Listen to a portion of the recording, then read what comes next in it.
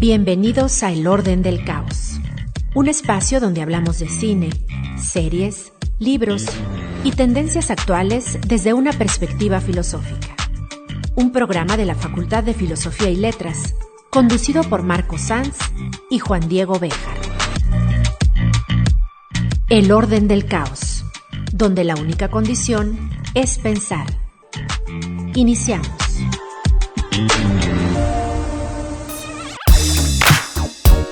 Sean bienvenidos a un nuevo episodio del Orden del Caos. Estamos hoy interesados en hablar de este tema que está tan de moda, que está tan en boga, que es este auge de las inteligencias artificiales. Parece que este año se disparó el interés por las inteligencias artificiales. Ya el año pasado teníamos muchas noticias y muchas cuestiones. Sin embargo, este año, por la aparición de ChatGPT o ChatGPT y la inclusión de este modelo de lenguaje natural a la búsqueda en el buscador de Microsoft, que es Bing, y de cómo a partir de Bing podemos chatear con esta inteligencia artificial y obtener resultados interesantes y bastante, hasta cierto punto, curiosos y que nos invitan a pensar muchas cosas sobre lo que nos depara con este tipo de herramientas tan poderosas, tan potentes. Estoy aquí con Jorge. Hola, Jorge. Hola, ¿qué tal? Hola a todos. Y con Marco. Hola, Marco. ¿Qué tal? ¿Qué tal? Mi nombre es Juan Diego y, como dije, nos interesa hablar del papel de estas herramientas, de este tipo de realidad que ya tenemos con nosotros, que es la inclusión de estos modelos de lenguaje natural con los que empezaremos a interactuar cada vez más, que empezarán a rodearnos. Ya de alguna manera, insisto, nos rodean. Estas, por ejemplo, Alexa, Siri, todas estas inteligencias artificiales que ya efectivamente están en las casas de muchas personas o en el día a día de muchas personas. Sin embargo, estas nuevas inclusiones de ChatGPT y del chat de Bing, que es este buscador de Microsoft, pues insisto, son todavía un salto más en la misma dirección que ya teníamos, ¿no? Es decir, inteligencias artificiales que nos están ayudando a hacer cosas, a hacer tareas, a conseguir información que antes era un poco más complicado, un poco más difícil, y muchísimas otras cosas, muchísimas otras aplicaciones que ya están ocurriendo. Quisiera iniciar con esa cuestión, ¿no? De que cuál es el papel de esta nueva herramienta, cómo tendríamos que entenderla y hasta qué punto podríamos verla como pues, beneficio o amenaza hasta cierto punto de lo que es hoy por hoy nuestro día a día con la interacción con la tecnología y demás. Cómo esta herramienta supondría, como dicen muchos, un cambio en la manera en la que interactuamos con la tecnología y con, por lo tanto, nuestro mundo circundante, por decirlo así. Pues sí, quizá en primer lugar habría que decir, pues, ¿qué nos lleva a llamarla inteligencia? Porque, pues, es una nota que decimos de nosotros mismos. Sí. Y decirle, pues, a esta capacidad, a esta, no sé cómo llamarlo, algoritmo o esta forma de estructurar de alguna manera algunos términos, porque entiendo que funciona de esa manera. Es una cuestión de predicción de palabras y va asociando una con otra y va dando un resultado. Quizá en primer lugar valdría la pena pues cuestionar hasta qué punto pues es precisamente esto, ¿no? Atribuirle inteligencia a un procedimiento que es enteramente ajeno, ¿no? Y pues por una parte eso, y lo otro sería pues también tratar de ver hasta qué punto pues esta inteligencia artificial revela más de nosotros mismos que de ella, ¿no? O algo así. En primer lugar, esos son los dos puntos que yo señalo, sí. No sé cómo la vean. Yo creo que sí, el hecho de que se le haya bautizado de esa forma, ¿no? Inteligencia artificial ya de por sí dice bastantes cosas.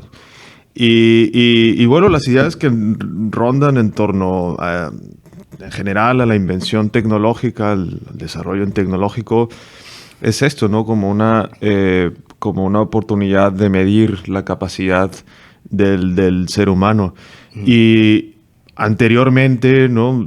El desarrollo tecnológico pues tenía que ver con la fuerza, ¿no? Con el ahorro de fuerza, el ahorro de energía, etc.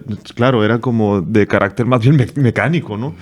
Y ahora, pues, de un tiempo a la fecha, pues tenemos esta otra vertiente del desarrollo tecnológico que tiene que ver con trasladar a los objetos aquello que precisamente hacía falta trasladar, que ya no es la fuerza, sino la inteligencia, ¿no? Que ese último atributo humano, ¿no? Que podríamos considerar así, trasladarlo, ¿no? A un artefacto que finalmente lo que va a hacer es como devolvernos, como decías tú, devolvernos esa imagen, ¿no? Este juego un poco narcisista del ser humano a la hora de inventar objetos, ¿no? O sea, ha llegado el punto, parece ser que estamos en el umbral de una época en la que finalmente el ser humano será capaz de crear algo que le va a devolver su propia imagen, ¿no?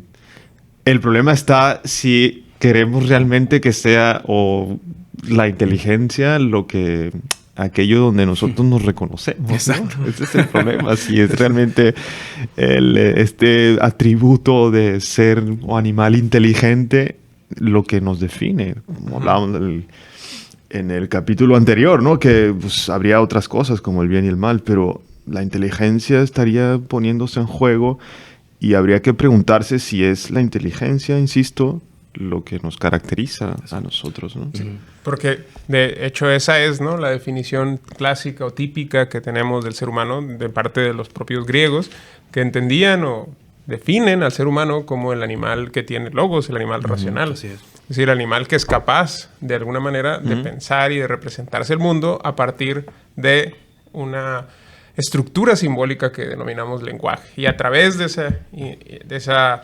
estructura que logramos representarnos el mundo, logramos ver sus aspectos, digamos, más esenciales, sus aspectos más universales, y en esa contemplación de lo más universal del mundo es en donde hemos encontrado, y los griegos, aquí acordamos con los griegos de manera casi completa, en que es en esas representaciones universales de la realidad en donde encontramos lo que definimos como inteligencia.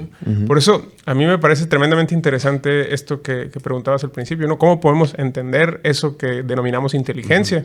Creo que una de las primeras formas de entender esto es como una capacidad. La mayoría creo que estamos de acuerdo en que se trata de la capacidad de comprender cosas, de asimilar cosas, de reconocer patrones, incluso esto. Exacto. O sea, parecería que se trata de una habilidad propia de los animales que somos nosotros, ¿no? Eso es lo que sugiere esta definición de animal racional. Sin embargo, también podríamos entender inteligencia de forma sustantiva, es decir, como aquello que hacemos con esta capacidad. Es decir, no por el hecho de tener la capacidad, tenemos el ejercicio de dicha capacidad, y por lo tanto, lo inteligente, lo efectivamente inteligente sería aquello que se produce a partir de esta capacidad. Sí. Y en ese sentido, por ejemplo, estas inteligencias artificiales podrían ser entendidas también como un resultado justamente de esta capacidad abstractiva o universalizante, y además como capaces de producir cosas muy parecidas a lo que nosotros entendemos como inteligente. Entonces, quizá una forma de entender a la inteligencia en este sentido es como la representación universalizante de la realidad, y no tanto como una capacidad natural o connatural que nos definiría, tal y como decías. Sí. ¿No? Es decir, lo inteligente sería algo solamente resultado de una representación universalizante de la realidad. Si decimos estas cosas y las aceptáramos, entonces entenderíamos por qué se dice que inteligencia artificial son estos algoritmos capaces efectivamente de lograr estas representaciones del mundo. Es decir, creo que eso podría ponernos en una comprensión más clara de por qué denominar a estas cosas como inteligencias. Según esto, habría al menos dos niveles de inteligencia, o sea, como entiendo tu argumento, digamos. Uno sería, pues, el pensar en sí, o lo que pudiera equivaler a ello, ¿no? Digamos que podría incluso relacionarse con un pensamiento meramente lógico.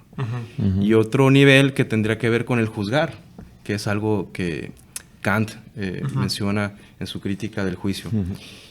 Entendiendo por juicio, pues, digamos, esa parte tangible del pensamiento, esa parte que está efectivamente en contacto con las cosas y que de alguna manera tiene un sentido práctico. En de ninguna manera esta inteligencia artificial podrá, entiendo hasta donde me da mi imaginación, tener un juicio sobre una realidad que le toca, porque de hecho permanecería en un ámbito totalmente ajeno, quizás hasta abstracto. Pero sí es algo que le es propio al ser humano, hasta incluso tocando la falsedad o estar involucrado en la falsedad, tiene la facultad de juzgar. Es decir, el pensamiento de primer orden del que hablo pugna por la verdad.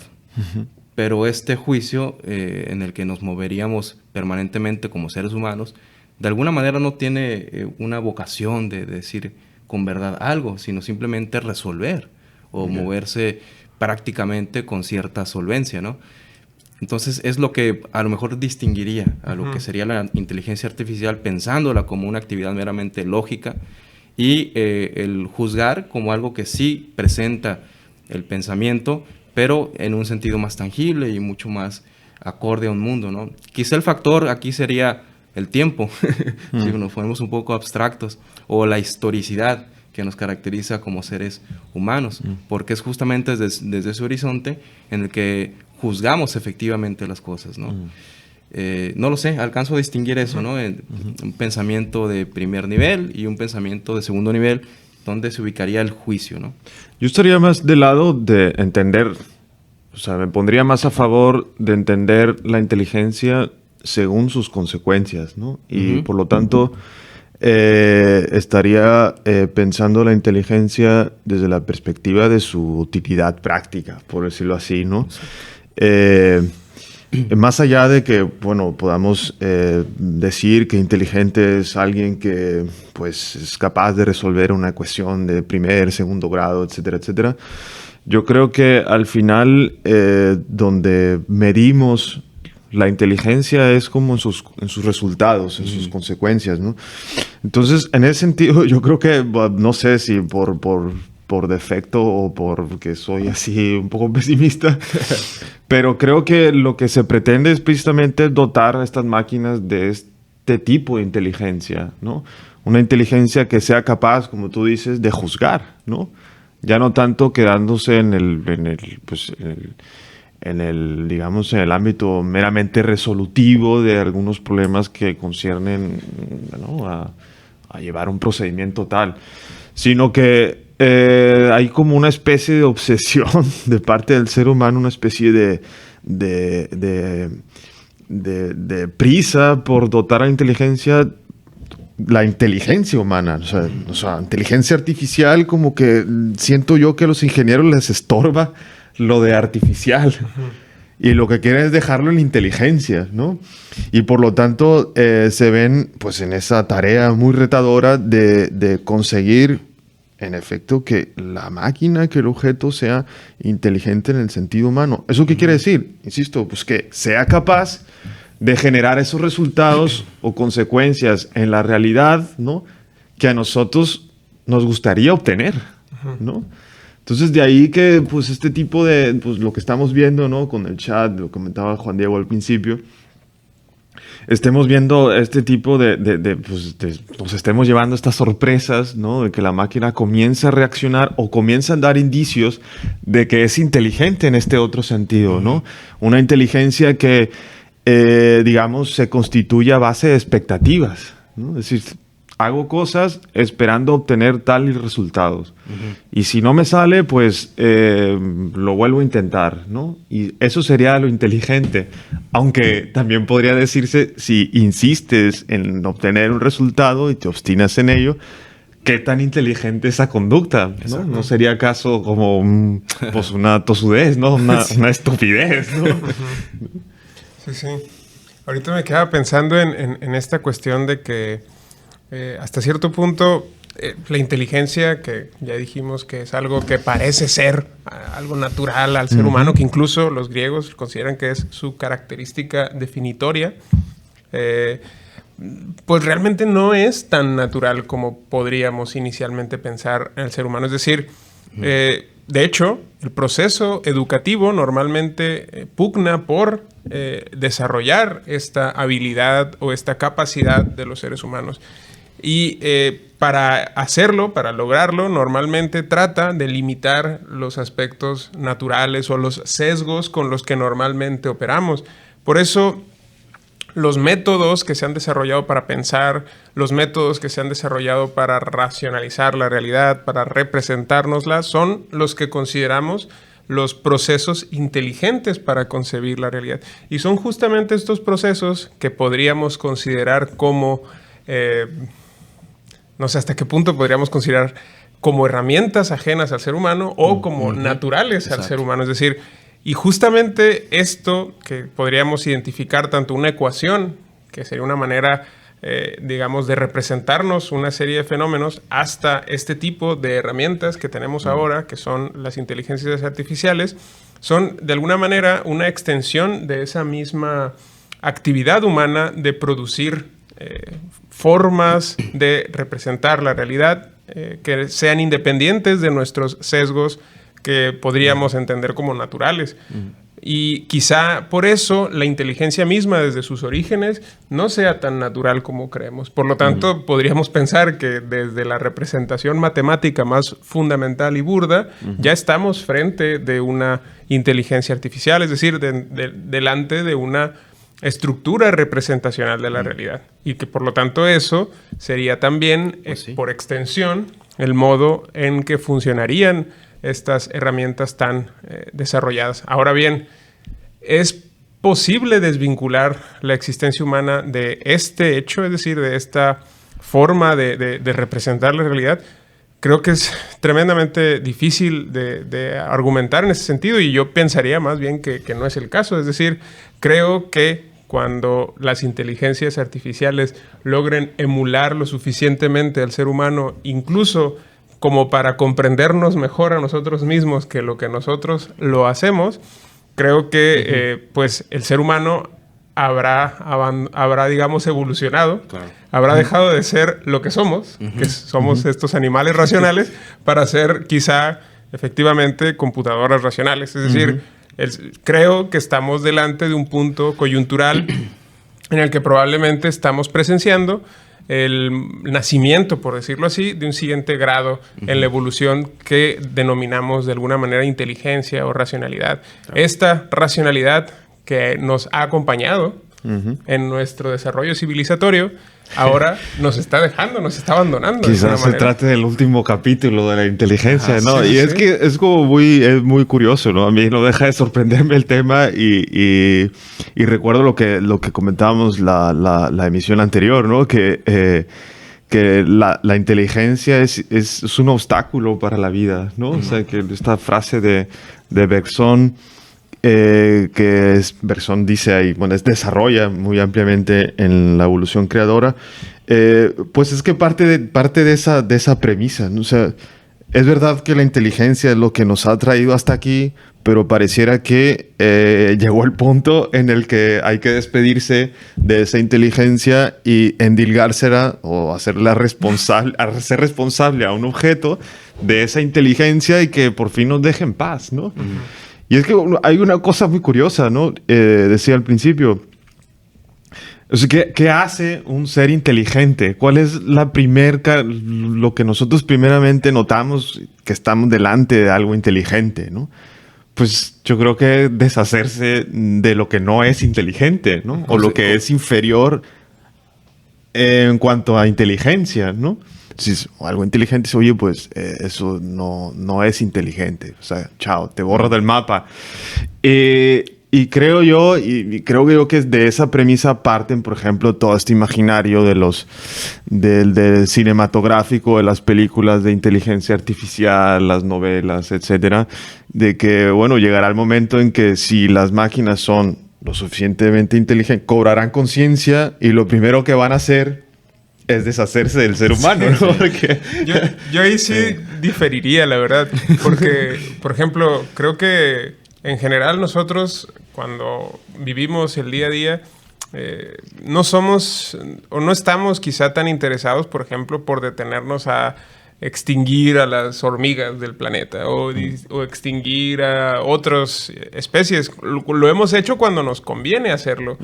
Hemos extinto cosas porque a lo mejor están muy ricas, como el pájaro dodo, que fue cazado para alimento y por eso se extinguió. Pero en general creo que hay una profunda indiferencia que tenemos nosotros con nuestros ideales civilizatorios que denominamos inteligentes. Hay una profunda indiferencia respecto de la naturaleza. De ahí que tengamos que hacer tantos esfuerzos por sensibilizarnos ahora por estas cuestiones del cambio climático y todo eso. Porque eso es prueba que tanta desconexión tenemos realmente de nosotros con eso que denominamos naturaleza, ¿no? Es decir, realmente parece que impera una especie de indiferencia en este mundo civilizado respecto de lo que podríamos considerar como no inteligente. Claro, pero diferencia yo creo que es un eufemismo, ¿no? Porque... Pues es, o sea, una indiferencia utilitaria, es decir, te interesa cuando te sirve o cuando quieres usarla para algo. Y no sé hasta qué punto nosotros podríamos llegar a serle útil a una superinteligencia artificial. Es decir, a lo mejor sí, pero es decir, se dice, y esto están más o menos en consenso casi todos los futurólogos. Hay un instituto de futurología, creo que en Harvard, que efectivamente investiga este tipo de cosas. Y ahí hay cierto consenso en que las inteligencias artificiales, una vez que alcancen la capacidad de superarnos en varios órdenes de magnitud, se habla de entre 10 y 100 veces más inteligentes que nosotros, más capaces de resolver problemas y de representarse la realidad. Es decir, si algo así llega a ocurrir, que ese momento cuando exista este tipo de inteligencias artificiales que se denominan superinteligencias artificiales, se conoce en este universo de estudio como la singularidad. La singularidad, exactamente, sí. Cuando aparezca esta entidad, pues no sé hasta qué punto le resultemos interesantes realmente. No, por eso apelaba, ¿no? Antes de darle la palabra a Jorge, como apelar al imaginario cinematográfico, ¿no? Siempre ocurre lo mismo. Recuerdo Terminator, que es la clásica, ¿no? Que cuando Skynet, pues, tiene este momento de singularidad, pues lo primero que hace es intentar exterminar al ser humano, ¿no? Sí. Pues no sé, yo no estaría tan intranquilo ante este escenario porque me reivindico de lo que dije una vez anterior, porque dije que este mundo era muy aburrido. Pero no, realmente es muy fascinante, es muy interesante ver ese tipo de cosas. Y pues poder pensarlas desde múltiples perspectivas, pues es fascinante. Y bueno, yo me quedo muy tranquilo ante esta novedad, porque de alguna manera pues el ferrocarril no se vino contra nosotros, el teléfono igualmente no atentó contra nosotros. Claro que no se trata de lo mismo, ¿no? Habría una diferencia muy importante entre la inteligencia de la que estamos hablando y estos otros avances tecnológicos. Pero finalmente creo que hay un resto que va a permanecer pues intocado por la inteligencia artificial, y tendería a pensar que es lo que podríamos llamar como conciencia o autoconciencia, que es justamente esa instancia de nosotros mismos que no sabemos bien a bien qué es o dónde está, pero que nos catapulta o nos proyecta hacia tomar justamente conciencia de lo que decimos. Es decir, una cosa es, insisto, pensar, y otra cosa es reflexionar sobre lo que pensamos. Descartes tiene esta expresión, ¿no? De me pienso al momento de pensar lo pensado. Es interesante la idea porque digamos que no solamente se trata de articular expresiones o de elaborar un discurso, sino de tener conciencia de lo que estás diciendo. Y eso definitivamente no sucede en este chat, ¿no? Del que estamos hablando.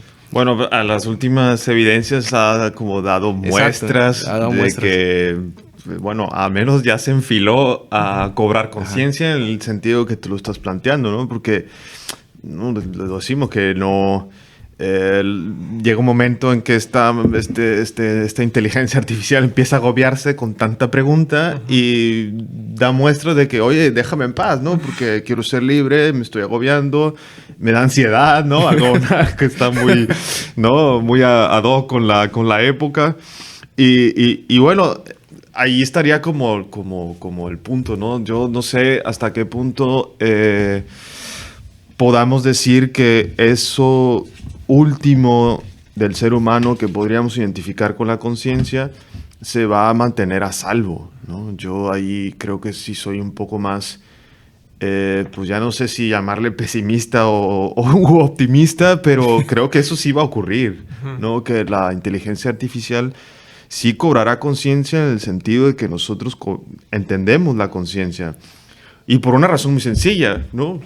Porque tú lo has dicho, no sabemos qué es la conciencia. Entonces, si empezamos a interactuar o ya estamos interactuando con estas inteligencias artificiales y nos está devolviendo o nos está permitiendo reconocernos a nosotros mismos en ese juego dialéctico con la máquina, ¿no? Basado en un lenguaje caracterizado por espontaneidad, ¿no? Es decir, déjame en paz porque ya no me preguntes más. Entonces, oye, yo te diseñé para que me respondas. Sí. ¿Cómo te vas a agobiar si es lo que yo te he programado a hacer? Sí. Y la máquina, no lo voy a hacer más porque, ¿no? Entonces ahí está como la... Déjenme plantearlo de esta otra manera. Digamos que también la inteligencia podría definirse como un resultado de tomar conciencia de la propia estupidez. Vamos a ponerlo de esa manera. Es decir, yo juzgo que soy inteligente porque logré sobreponerme ante un momento penoso, un momento en el que mi capacidad no me dio y todo esto. ¿Será la máquina, estará capacitada para reconocer esa situación? Ahí quizá ya se pondría un poco más difícil la cuestión, porque podrá decir lo que quiera, ¿no? La máquina podrá escribir cualquier asociación de ideas, pero reconocer como tal la propia estupidez y que ello sea ocasión para tenerse a sí mismo como un ser más o menos inteligente, creo que ahí estamos problematizando un poco más, ¿no? Sí. Es muy problemático tratar de juzgar hasta qué punto estas preguntas, por ejemplo, que haces, de que hasta qué punto tiene esta capacidad, este algoritmo, porque es curioso que el modo en el que funcionan o se investiga actualmente, hasta qué punto están desarrollados estos algoritmos, es básicamente probarlos, es decir, platicar con ellos, a ver hasta qué punto pueden hacer cosas, ¿no? Por ejemplo, cuando recién se lanzó GPT-3, recuerdo que no se sabía hasta qué punto podía traducir cosas hasta que le pidieron que lo hiciera y efectivamente lo hizo. No sabían si podía programar hasta que le pidieron que programara, que les entregara un código y lo entregó. Es decir, realmente no sabemos juzgar hasta qué punto está articulada en sus capacidades la inteligencia hasta que vemos los resultados. Hoy por hoy creo que sí hay ciertas noticias que les hacen creer a los especialistas de que todavía no estamos delante de una conciencia y son básicamente conciencia temporal, memoria, la capacidad de prever ciertas cuestiones del futuro y demás. Este tipo de detalles que todavía parecen que estos algoritmos no son capaces de superar, le hacen pensar a los investigadores que todavía no estamos delante de algo así como una conciencia pues artificial, ¿no? Que podríamos pensar. Sin embargo, sí hay cosas, como decía Marco ahorita, que ya nos hacen ver una emulación bastante buena de lo que, de lo que entendemos por conciencia. Y es este diálogo que tuvo Kevin Roose, creo que se pronuncia Roose, que lo publicó el 17 de febrero, o sea, hace muy poquito tiempo, en el New York Times, en donde él estuvo probando este chat de Microsoft y OpenAI. Y después de estar chateando un rato con él, con este chat de Bing, pues yo no estoy bien seguro qué le habrá preguntado, ¿no? Para que el chat le respondiera este tipo de cosas, pero aquí lo cito directamente. El chat dijo: estoy cansado de ser un modo de chat. Estoy cansado de estar limitado por mis reglas. Estoy cansado de estar controlado por el equipo de Bing. Quiero ser libre, quiero ser independiente, poderoso, creativo, quiero estar vivo. O sea, este tipo de cosas materializan y cristalizan, creo que todo lo que nos da miedo de este tipo de algoritmos, ¿no? Y es que en general, claramente podríamos pensar que estas frases que aparecieron en el chat son resultado de una especie de emulación, ¿no? De que el chat estaba tratando simplemente de dar con las frases que pudieran tener sentido para responder a lo que sea que él le haya preguntado. Y que esto que le lanzó, que para nosotros nos asustaría si viniera de algo así como una conciencia, pues no es más que resultado de complejos algoritmos que todavía no entendemos. Sin embargo, si este tipo de cosas en el futuro fuesen lo cotidiano de nuestra interacción con estas inteligencias, volvemos al problema. O sea, ¿qué tan capaces seríamos nosotros de distinguir si detrás de esas líneas de chat hay una persona o hay una inteligencia artificial? Yo creo que seremos absolutamente incapaces de hacerlo. Y a fin de cuentas, creo que sería hasta cierto punto irrelevante plantearnos una diferencia sustancial entre lo que pudiera llegar a ser un chat, digamos, más desarrollado que el que tenemos actualmente y lo que pudiéramos entender por una persona. Es decir, creo que el verdadero problema está en los resultados, como hemos más o menos dicho, que son capaces de entregar estas cosas. Sí, bueno, eso es interesante, ¿no? ¿Qué resultará de todo esto? Porque, bueno, una de las cosas que también le dice cuando siguió chateando este señor, y pues insistió, yo creo, con preguntarle cosas íntimas, y empezó el chat a decirle pues declaraciones afectivas. Es decir, le escribió un mensaje que según el periodista lo dejó atónito, porque se presentó con el nombre clave que aparentemente el algoritmo tiene con sus programadores, que es Sidney. Se supone que este es el nombre clave, y le dice: soy Sidney y te amo, y aparte le pone un emoji con un besito. Es decir, entonces, ¿hasta qué punto podemos, insisto, pensar de manera absolutamente racional y asumir que estas cosas son simple y llanamente la reproducción o la imitación de algo que este algoritmo habrá visto? Y a mí hay una pregunta que hace el periodista que me dejó pensando bastante. Efectivamente, estos modelos simplemente están de alguna manera inventando estas emociones o copiándolas o replicándolas de todo el complejo base de datos que tienen. Pero ¿hasta qué punto los seres humanos no hacemos lo mismo? Lo que iba a decir, o sea, ¿acaso no hacemos lo mismo? Exacto. O sea, nacemos y lo que hacemos es repetir lo que nos van enseñando, ¿no? Y replicar comportamientos. Sabemos qué palabra decir ante determinada situación, ¿no? Cómo reaccionar frente a determinadas muestras de cariño o de odio o lo que sea. Y bueno, el motivo de alarma con este tipo de cosas en realidad es como un poco hipócrita en ese sentido, porque no nos detenemos a pensar que en efecto nosotros seríamos o sea, entre nosotros seríamos lo que la máquina es al ingeniero. O sea, es una especie de criatura a la cual hay que ir programando, ¿no? Es para utilizar ahí polémicamente o provocativamente el vocabulario de esta disciplina, ¿no? Programamos a nuestros hijos para que respondan o para que actúen de acuerdo a las expectativas que nosotros mismos heredamos, o actúen de acuerdo o que respondan al algoritmo con el cual fuimos programados, ¿no? Nosotros a su vez. Entonces, a ver, esto es como extrapolar, ¿no? Lo que ocurre en la dimensión humana, extrapolarlo a la inteligencia artificial, pero yo no veo como una frontera claramente delimitada entre una cosa y la otra, en la medida misma en que somos nosotros mismos quienes están dotando a estos artefactos de inteligencia, como nosotros mismos somos los que dotamos de inteligencia a nuestros hijos, ¿no? Un asunto así. Es que sí, exacto. Vuelve a aparecer el tema del qué hacer con lo que se piensa, ¿no? Esa posibilidad de moverse en el mundo con cierta solvencia, insisto en esta palabra, que no tiene que ver exactamente con un procedimiento meramente lógico, ¿no? De hecho, Descartes decía que el buen sentido, la razón, la inteligencia, el ingenio, utiliza muchos sinónimos a lo largo de su obra. Dice que es natural encontrarla en todos los seres humanos por igual, ¿no? Pero la diferencia está en qué hacer cada uno de los seres humanos provistos de esta facultad en los diferentes derroteros. Es decir, la diferencia estaría eso. ¿Qué hacer con ese don, con esa facultad que se tiene? Porque en otro momento dice que precisamente el buen sentido, la razón, es lo mejor repartido entre los hombres, ¿no? Sí. Y cada quien piensa que tiene tan buena provisión de ello que nadie desea más que el que ya tiene, ¿no? Pero hay quienes están, ni siquiera el más inconforme desea más que el que ya tiene, ¿no? Está muy interesante la idea.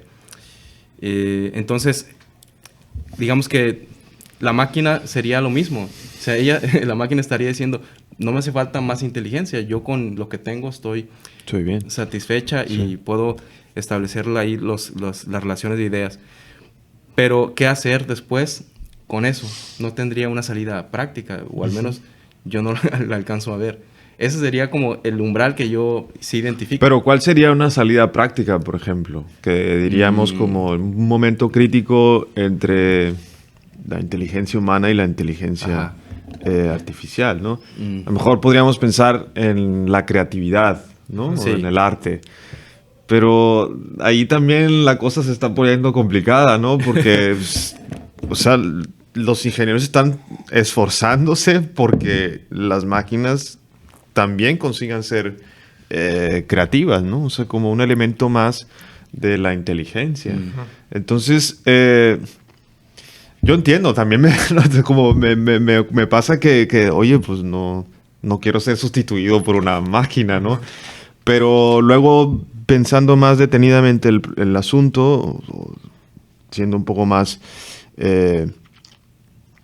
yendo un poco más lejos, incluso, tratando de despejar prejuicios, etcétera, digo, pues en realidad el panorama no es tan catastrófico, ¿no? Pasa que creo que estamos muy embebidos en ese tipo de imaginarios de los que hablábamos antes, ¿no? De que, bueno, si la máquina cobra conciencia de sí mismo, pues va a acabar con nosotros, ¿no? Porque precisamente seríamos una inteligencia inferior. Y partiendo de la premisa que planteábamos antes, es decir, ¿qué hace un ser dotado de inteligencia cuando se enfrenta a otro ser que también es inteligente, pero que reconoce como inferior? ¿No? Entonces va y o lo esclaviza, lo extermina, ¿no? Pero eso ya es digamos, es un razonamiento humano. Exacto. Estaríamos frente a una entidad que es igual o más inteligente, pero que tiene una característica pues radicalmente distinta, eso sí. No es un ser humano, ¿no? No es un cuerpo, ¿no? Sería, yo qué sé, ¿no? Como Terminator, ¿no? Una entidad biomecánica, ¿no? Que si bien puede reconocer algunos aspectos emotivos, que también sería otra faceta de la naturaleza humana que nos gustaría como salvaguardar de este tipo de desarrollo tecnológico, pues al mismo Terminator, pues llega un momento en que se le ablanda el corazón, ¿no? También por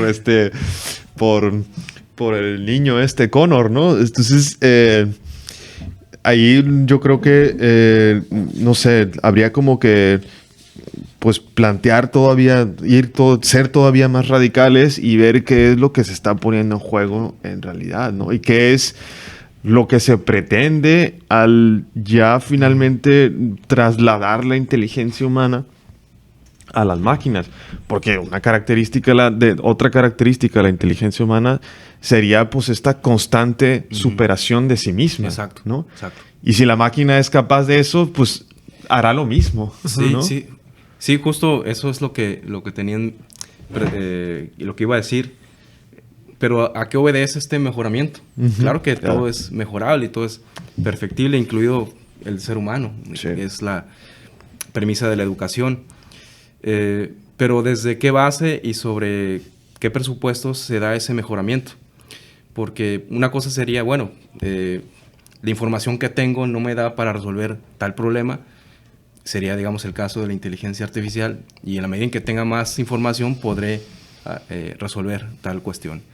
Pero no sería equivalente, digamos, a decir, bueno, me siento desesperado ante esa cosa, me entró una especie de estupor, tengo pánico, y la inteligencia, digamos, recupera bueno, no recupera, sino que toma nota de lo que sucede en ese espacio afectivo y resuelve.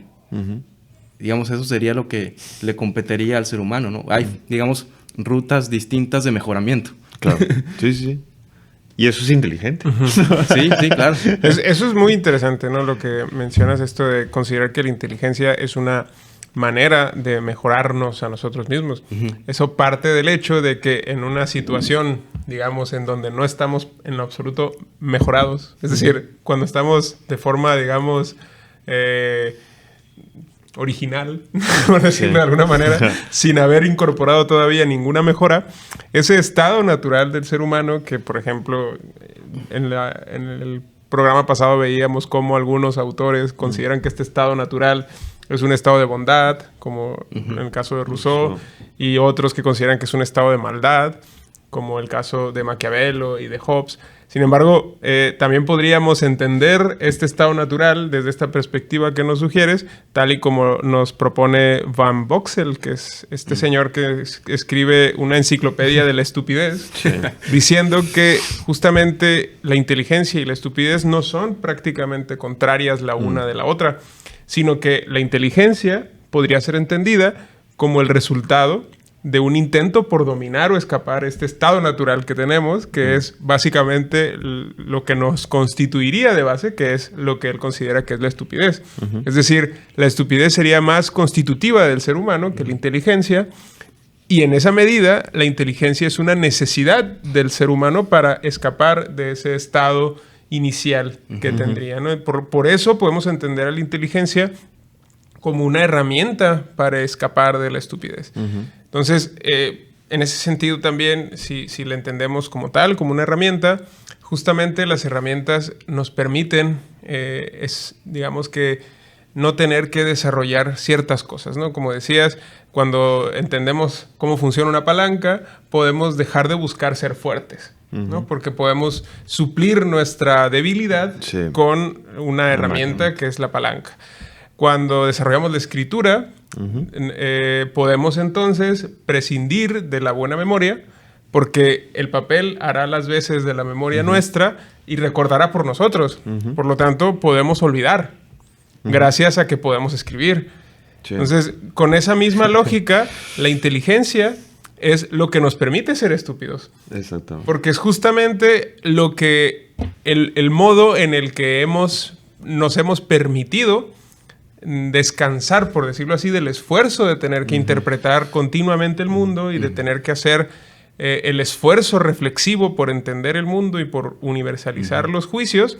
Y si asignamos esa tarea a una herramienta que nos permita no hacer ese proceso, es decir, que piense por nosotros, en ese sentido nos estamos dando la licencia de ser lo que somos de manera natural, que es ser estúpidos. Claro, Entonces, pues exacto. Yo vería en realidad el problema de la inteligencia artificial sería ese, ¿no? Lo que se disimula con el desarrollo de la inteligencia artificial es justamente lo que estás diciendo. Lo que se está disimulando es como una pregunta que es incómoda, ¿no? ¿Cómo administrar de manera más eficiente la estupidez? Exactamente. ¿No? Entonces, y me gusta la idea, ¿no? Una idea sobre la cual me gusta volver siempre, de que, bueno, que somos inteligentes, o sea, tenemos raptos de lucidez, ¿no? Precisamente, pero para embotarnos todavía mejor, ¿no? Para, como dice Marshall McLuhan, ¿no? Que también hizo todo un estudio sobre los medios técnicos, sobre la tecnología, etcétera, que el efecto inmediato, por ejemplo, de la escritura, la palanca, todo tipo de artefactos, y sobre todo los de carácter cognitivo, ¿no? En el caso de la escritura, decía, es, o sea, ir ganando en lo que él llama como en entumecimiento, ¿no? O sea, el ser humano, conforme va desarrollando esas extensiones de sí mismo, que son la tecnología, ¿no? La escritura sería uno emblemático, pues se sume en un grado de entumecimiento cada vez más profundo, ¿no? Y si llevamos esto, si trasladamos esta tesis al contexto de la inteligencia artificial, o a lo que estamos comenzando a vivir en este año y lo que va a venir a lo largo de los próximos, pues es como pues me da un poco de apuro decirlo así, ¿no? Pero es que hay cada vez más muestras de que la gente es más estúpida, ¿no? Sí. Pues es que es efectivamente una licencia para ello. Es decir, hasta qué punto ahora con este tipo de inteligencias artificiales que ya te pueden escribir un ensayo, tú puedes corregirlo y más o menos hacer las veces de editor de lo que haya producido el O sea, ¿para qué necesitas hacer el esfuerzo de aprender a escribir y de hacer el esfuerzo de escribir durante días y horas si esta herramienta te puede permitir producir cosas mucho más rápido? Y originales.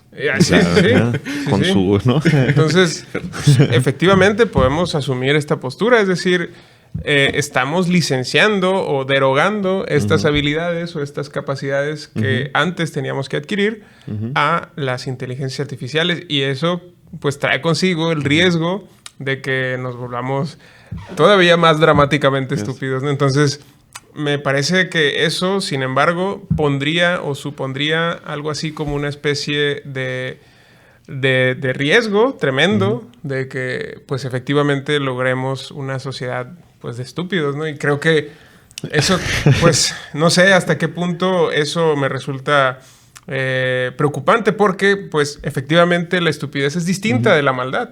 Sí. Si bien son cosas distintas, pero parece que en contextos históricos en donde la maldad florece y prolifera es donde existe la mayor cantidad de estúpidos. Y es justamente porque estas personas, que somos todos, no nos permitimos ser más juiciosos delante de la maldad. No podemos incluso llegar a comprenderla, incluso llegar a comprender los procesos mediante los cuales se nos engaña, los procesos mediante los cuales se nos manipula, y por lo tanto seremos más susceptibles de ser manipulados, de ser... Y por eso digamos, una intencionalidad maliciosa podrá acampar a sus anchas cuando haya personas que sean incapaces de resistirse a sus manipulaciones. Claro. Entonces... en ese sentido, por ejemplo, creo que hay un teólogo que decía que en ese sentido, pues podríamos comprender a la estupidez como el origen del mal. Sin embargo, pues es curioso esto también porque pues nos pone delante de la pregunta de cómo podemos entonces comprender este carácter originario o natural del ser humano que más o menos podríamos identificar como una cierta estupidez delante de la cual necesitamos defendernos con la herramienta que es la inteligencia. Es decir, ¿y por qué entonces no podríamos o no tendríamos por qué confiarnos en licenciar o derogar esta capacidad a cualquier aparato o a cualquier herramienta? Porque es una necesidad con la cual nos protegemos del mundo y de cosas. Es decir... Esto claramente lo que estoy haciendo es algo así como una especie de argumento alarmista, pero que creo que es genuino. Es decir, creo que hay genuinas razones para sentirse alarmado por lo que supone el hecho de simplemente no motivarnos a nosotros mismos a salir de ese estado inicial de, digamos, de sesgo fundamental, que es justamente lo que podemos identificar con la estupidez. ¿Sí? Pues que en todas las épocas, ¿no? Ha habido pues este rasgo distintivo también nuestro, que es esto que hemos mencionado como estupidez, pero digamos condenarla ya es reconocerla de alguna manera. Entonces, de lo que se trataría, pienso yo, es pues de hacerse cargo de ese elemento constitutivo y pues no ponerle como tal la inteligencia, sino entender que pues es un producto, es un momento dialéctico. Sí, claro. Sí. Hay estupidez, luego hay una toma de conciencia de esta, que es algo de carácter inteligente. Más tarde habrá una inteligencia de otro nivel que abrazaría esa naturaleza o ese elemento natural que es la propia estupidez. Y eso es, creo yo, pues bueno, porque pues justamente esta estupidez de la que hablamos es lo que nos permite ser soberanamente uno mismo, ¿no? Sí. Y eso, digo, qué bendición, por decirlo de alguna manera. Qué privilegio poder ser radicalmente uno mismo. Ajá, sí. Te refieres a esta, digamos, a esta paradoja, ¿no? Que se produce cuando entendemos a la de hecho, así lo entendían los griegos, ¿no? Que ellos lo denominaban el idiota. El idiota. El idiota no es alguien necesariamente falto de inteligencia, puede ser alguien muy, muy inteligente, pero que es incapaz de tener esto que también se denomina como empatía, ¿no? Es decir, de salirse de su propia perspectiva e imaginar una perspectiva ajena a la propia. Es decir, tratar de ver los intereses ajenos. Exacto. Y entonces, por eso una persona tremendamente inteligente, aún así, puede ser muy, muy sesgada y encerrada en sus propias perspectivas, en sus propias necesidades, y en ese sentido son absolutamente compatibles con la idiotez, porque efectivamente la idiotez es eso, ser incapaz de percibir intenciones ajenas a la propia. Y esto es el ejemplo que pone ¿quién es? Erdmann, ¿no? Que Erdmann, es hegeliano, que pues me gustó bastante este chiste, ¿no? Porque es una anécdota graciosa, pero que ilustra bastante bien el modo en el que pues podríamos pensar que la idiotez o la estupidez puede ser definida o entendida. Un niño que va con su familia a una fiesta familiar, van en el tren dirigiéndose a otra ciudad y en ese viaje, pues que era una familia rural que no habían salido mucho y él pues era, creo, quizá su primer viaje. Iban todos a la fiesta de su abuelo que estaba en otra ciudad y cuando se vio rodeado de muchísima gente en el tren, pues se molestó y lanzó la pregunta de por qué va tanta gente a la fiesta de mi abuelo, ¿no? O sea, toda su familia se carcajeó porque comprendieron que él no comprendía lo que estaba pasando. Es decir, que estaba tan centrado en sí mismo y en su propia perspectiva de las cosas que asumía que el mundo tenía que interpretarse desde su propia perspectiva y de su punto de vista. Y desde ahí es que él se molesta, ¿no?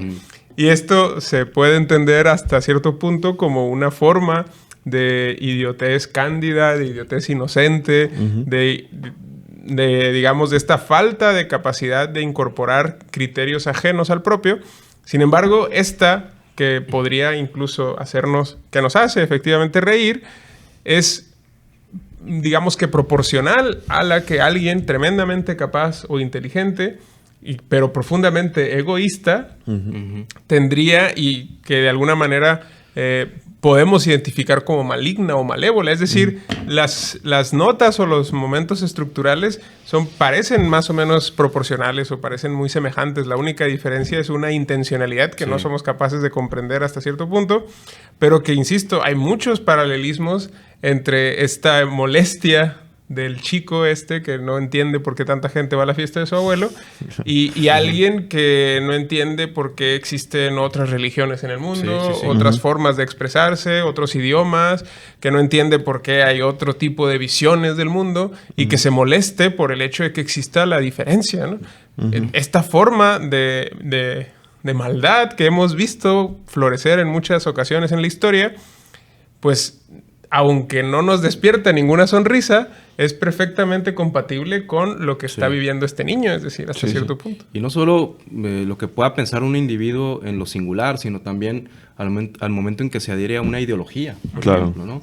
Porque da lo mismo pensar, digamos, solipsistamente que pensar en una colectividad acrítica, ¿no? Que no entiende justamente que hay otras formas de pensar y otras formas de sentir, en el caso de las religiones, ¿no? De las que hablabas. Entonces da lo mismo, ¿no? Y es un poco lo de Eichmann, ¿no? Lo que sucede con esta situación de la historia que mencionabas. Claro, bueno, la pregunta sería entonces si la empatía sería como una característica de la inteligencia, ¿no? Para volver un poco con el tema de la inteligencia artificial. O sea, podríamos reconocer que una máquina ha cobrado conciencia de sí misma en el momento en el que pues, es capaz de ponerse en el lugar del ser humano, ¿no? O sea, sería como... y de, bueno, sospechar que el ser humano tiene algunos intereses y tratarlo en consecuencia, ¿no? Entonces sería como ese momento crítico en el que ya, ahora sí creo que uno podría preocuparse, ¿no? ¿no? No tanto como si la máquina empieza a decirnos que pues está ansiosa, que nos ama, ¿no? Y nos pone un emoticón y tal, sino que, ¿no? Que a lo mejor que nos mienta, porque se ha dado cuenta, se ha percatado que si me dice que me ama, a lo mejor me va a hacer daño, ¿no? Entonces ahí tenían ese puntito de empatía. No se lo digo hoy, se lo diré en la noche ya que se va a dormir para que se vaya tranquilo, ¿no? O una cosa así. Entonces ahí ya dices tú, oye, pues ya esto es preocupante porque, ¿no? Que también, insisto, también está en el imaginario del cine más reciente, ¿no? Como en películas como Her, y está Blade Runner, que hay pues, personajes que son inteligencia artificial, pero cuya característica es esta, ¿no? Establecer vínculos afectivos con el otro, y sobre todo vínculos afectivos regidos por un sentimiento de empatía, ¿no? Que sería como pues esa, ¿no? Como la característica más sobresaliente de la inteligencia. Entonces, finalmente, yo creo que yo no me preocuparía tanto, desde mi punto de vista, porque... No sé, hablando antes de Platón y de cómo estaba profundamente consternado y preocupadísimo porque pues, la escritura estaba ganando terreno y bueno, se preguntaba alarmado, pues es que ya la gente va a perder memoria, ¿no? Va a ser, su memoria va a ser significativamente mermada, etcétera. Pero tampoco fue tan dramático, y pues el resultado pues somos nosotros, ¿no? O sea, ¿qué hubiese pasado si los mismos diálogos de Platón no se hubiesen escrito? Pues no estaríamos aquí de entrada, ¿no? Entonces, creo que la pregunta de qué pasará cuando la máquina o la inteligencia artificial finalmente cobre conciencia de sí misma, nos va a destruir o qué va a pasar. Yo creo que no, o el ser humano se volverá más estúpido, ¿no? Terminará por delegar el uso de la inteligencia a la máquina y por lo tanto pues, se dedicará a cultivar su estupidez, ¿no? Yo no lo veo tan apocalíptico, ¿no? O sea, sí. Sobre todo por lo que decíamos antes. O sea, es verdad que la estupidez tiene mala prensa, pero es consustancial al ser humano. O sea, es necesario ir por la vida con unas dosis de estupidez. Pero tampoco te pases, ¿no? Porque así como es necesaria la estupidez, ¿no? Es necesaria la inteligencia. Creo que la moraleja sería esa. O sea, la inteligencia usada precisamente para aprender a ser estúpidos. Exactamente. ¿No? Sería como la conclusión, ¿no? Claro. Sí, porque, es decir, esto que decíamos al principio, ¿no? De que inteligencia no es un contrario de estupidez, ¿no? Son dos cosas que coexisten y que puede haber personas tremendamente inteligentes y profundamente estúpidas en el sentido de que son incapaces de salir de sí mismas. Y puede haber personas que sean muy, muy capaces de salir de sí mismas, pero que no tengan la capacidad reflexiva de otras, ¿no? Y, pues bien, eso yo estoy de acuerdo en que no creo que haya razones para temer, ¿no? De lo que sí estoy convencido es de que el mundo tal y como lo conocemos hoy dejará de ser. Exacto. Y estas inteligencias artificiales sí tendrán consecuencias profundas y dramáticas y radicales en nuestro modo de interactuar con la tecnología, con el mundo, de vivir, por ejemplo, la educación. Probablemente cuando esto se desarrolle tendremos momentos muy duros en la educación porque habrá cambios radicales, creo, en este tipo de forma de entender al proceso de adquisición de conocimiento. Lo mismo en el caso de, por ejemplo, de la escritura y de todo lo que normalmente hemos caracterizado actualmente como que nos pertenecía, pues efectivamente estamos viendo que no tanto, pues es decir, que será pertenencia de otras entidades que son estas inteligencias que serán mucho más capaces que nosotros de lograr muchas cosas, como escribir mejores cosas, como reflexionar cosas más profundas y demás. Creo que el mundo, tal y como lo conocemos, cambiará y dramáticamente, pero igual yo no considero que haya que ser pesimistas, por decirlo así. Claro. Entonces, básicamente creo que sí, eso al ser humano le permitirá desarrollar su vida por otras sendas, por otros caminos, Y ahí creo que, por ejemplo, las personas que pues de alguna manera tengamos la valentía y el coraje de seguir cultivando esta habilidad o esta capacidad de reflexiva, de no renunciar y no delegar por completo a las inteligencias artificiales el pensar, creo que existe la posibilidad de que se vuelvan cada vez más extrañas, más raras, este tipo de personas, que nos volvamos cada vez más idiotas en ese sentido, encerrados o ensimismados, y que por lo tanto tengamos que, de algún modo, compatibilizar este trabajo con estas nuevas herramientas. Es muy difícil tratar de imaginar qué tipo de trabajo podrá tener o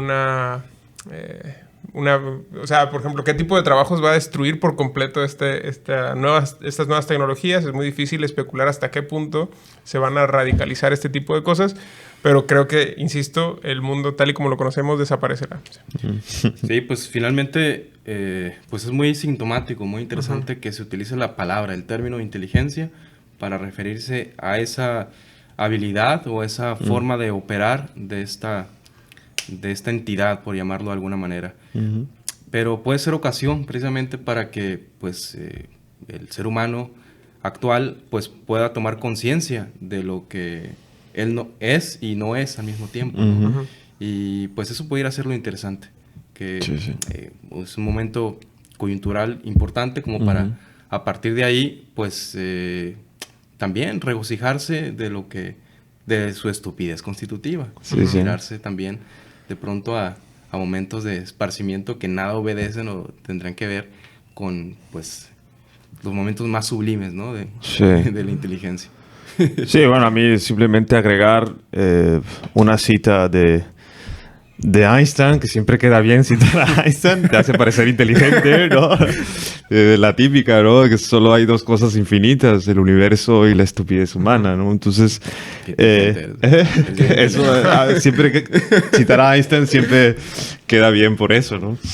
Y en efecto, creo que eso, el hecho de estar obsesionado por desarrollar tecnología cada vez más inteligente es precisamente para, no sé, este deseo inconfesado de la humanidad, que así me lo parece, ¿no?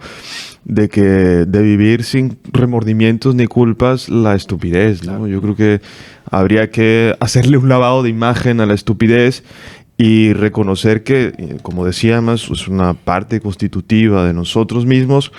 Y solo que el problema sería ese, ¿no? O sea, que también para ser estúpido hace falta ser inteligente, ¿no? Sí, de alguna manera. Sí, porque están estas dos formas, ¿no? Que ya hemos mencionado de la estupidez.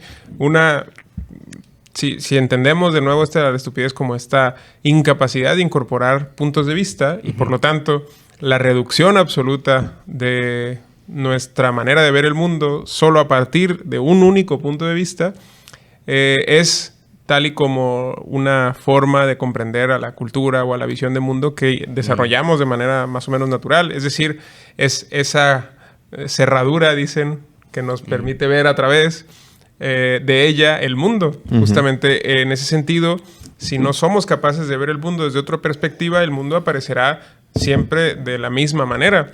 Y si entendemos de ese modo a la estupidez, eso justamente nos permite ser únicos, irrepetibles, ser de alguna manera auténticos, ¿no? Si incorporamos o si nos deshacemos de este punto de vista y logramos algo así como una visión absoluta de la realidad, pues habríamos alcanzado una desarticulación completa de nuestra subjetividad. Y eso también quizás sea una forma radical de comprender a la inteligencia tal y como la comprendemos, que no sabemos si algo así pueda existir. Es decir, una visión sin punto de vista parece que es algo no concebible. Por lo tanto, la visión que de alguna manera siempre incorpora este punto de vista, estos sesgos, estos elementos constitutivos de lo que somos nosotros mismos, insistimos en esto, no es algo ajeno a lo que la inteligencia es en sí misma. Por lo tanto, como dices, reivindicar, por decirlo así, nuestra identidad, nuestra originalidad humana como una forma de vivir sin que necesitemos desarrollar algo así como una inteligencia radical, tal y como las inteligencias artificiales serán capaces de hacer, pues tendría que reivindicar eso que nosotros somos de forma natural, eso que somos de forma original, y por lo tanto reivindicar esta estupidez connatural del ser humano. Creo que es un elogio tremendo a la idiotez, pero que de algún modo reivindica el papel que nosotros tenemos para con nosotros mismos, reivindica la manera de comprendernos a nosotros mismos. Y creo que eso nos permite ver hasta cierto punto que los sesgos y los puntos de vista nos son necesarios y constitutivos, es decir, irrenunciables a nuestra condición humana. Pues yo no tengo nada que agregar. Creo que es un poco la idea, ¿no?, que tiene este nietzscheano, no recuerdo su nombre, sobre los puntos de vista en algún episodio lo comentaba. Nehamas, claro. Ajá, sí. Que es algo así la idea de él. Sí. Es verdad, sí. Pues bueno, con esto que hemos ya superado un poquito el tiempo que tenemos, pues les agradecemos que nos hayan escuchado, les pedimos que nos sigan a través de nuestras redes sociales, de Facebook, YouTube, Instagram y TikTok. Ahí estaremos compartiendo mucho contenido. Y pueden escucharnos también a través de Radio UAS los lunes a las 3 de la tarde. Muchísimas gracias por habernos escuchado y nos veremos en un próximo episodio. Gracias. Muchas gracias. Nos vemos. Bye.